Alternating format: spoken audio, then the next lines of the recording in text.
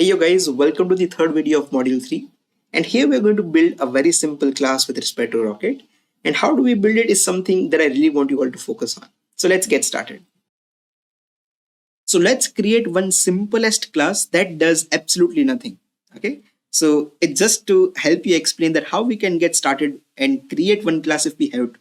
So this is the first thing that we are doing over here, is to build a class, or I should say build the simplest class that does nothing. It does not have any kind of attributes.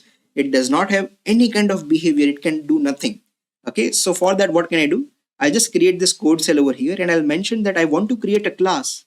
So I need to pass this keyword class in order to tell Python that, you know what, I'm trying to build a blueprint, and I can do this by giving this keyword called class. And then I can give a name to it. Because I'm trying to build a rocket, let's say I'm giving a name to it as rocket.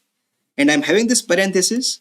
I'll be giving this colon and press enter, just like how we also did in functions. It's just pretty much same way, right?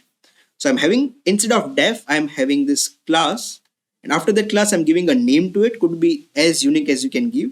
And after that, there is a syntax that we follow of Python, that we are giving this kind of parenthesis, we are adding this kind of colon and pressing enter. And now because we don't really want it to do anything, I can simply write pass keyword, and it's going to work without any kind of errors, but it does literally nothing. So that's the simplest class that we have built over here when it comes to object-oriented programming.